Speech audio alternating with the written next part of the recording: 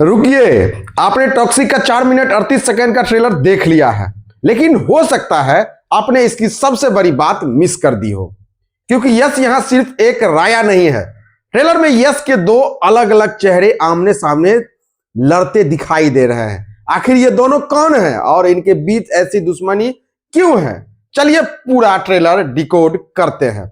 तो दोस्तों, toxic A fairy tale for grown ups का ये ट्रेलर शुरू से ही बता देता है कि यश इस बार सिर्फ केजीएफ वाली इमेज लेकर वापस नहीं आए हैं।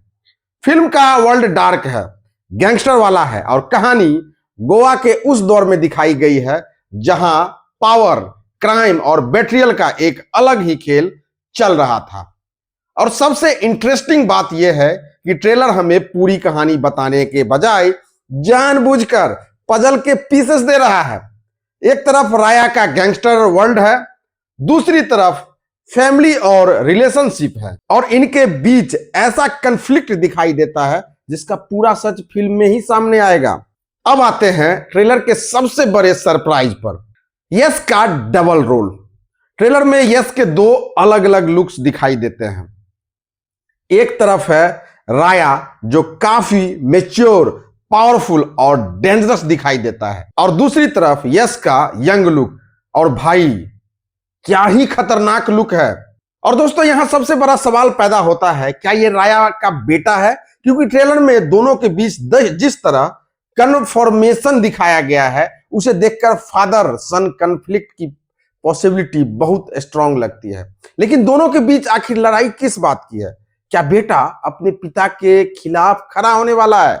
क्या राया ने अपने बेटे के साथ कुछ ऐसा किया है जिसकी वजह से दोनों दुश्मन बन गए हैं? या फिर इस पूरे रिश्ते के पीछे कोई ऐसा सीक्रेट है जिसे मेकर्स ने ट्रेलर में जानबूझकर छुपा दिया है? लेकिन इतना जरूर है कि ट्रेलर में दोनों कैरेक्टर्स एक दूसरे के सामने दिखाई देते हैं और यही टॉक्सिक की कहानी का सबसे बड़ा मिस्ट्री पॉइंट बन गया है। अब बात करते हैं एक्शन और विजुअल्स की।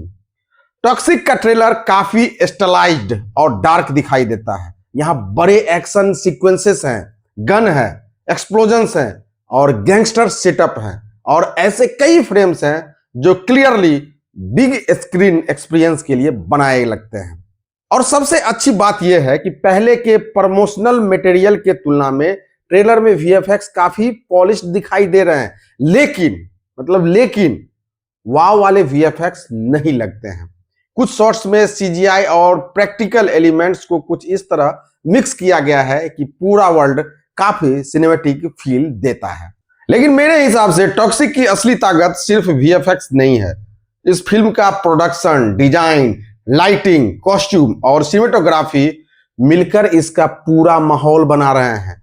यानी ये सिर्फ एक्शन फिल्म नहीं दिखती, ये एक पूरा डार्क गैंगस्टर यूनिवर्स क्रिएट करने की कोशिश कर रही है। अब बात करते हैं फिल्म के फीमेल कास्ट की, क्योंकि टॉक्सिक में ये सिर्फ सपोर्टिंग कैरेक्टर नहीं लग रहे हैं। सबसे पहले कियारा आडवाणी एज नादिया। ट्रेलर में नादिया और राया के बीच एक स्ट्रॉन्ग कनेक्शन दिखाई देता है और लगता है कि राया की पर्सनल लाइफ में नादिया की काफी बड़ी भूमिका होने वाली है। फिर आती है नयनतारा एज गंगा। गंगा का कैरेक्टर काफी मैच्योर और पावरफुल प्रेजेंस वाला लगता है। वो राया की जिंदगी में सिर्फ रोमांस के लिए है ऐसा ट्रेलर से नहीं लगता है। फिर है हुमा कुरैशी एज एलिजाबेथ। उनका कैरेक्टर भी इस पूरे क्राइम नेटवर्क का हिस्सा दिखाई देता है और इनके एक्सप्रेशंस देखकर ऐसा लगता है कि उनके पास भी कई सीक्रेट्स हो सकते हैं। इसके बाद तारा सुतारिया एज रेबिका।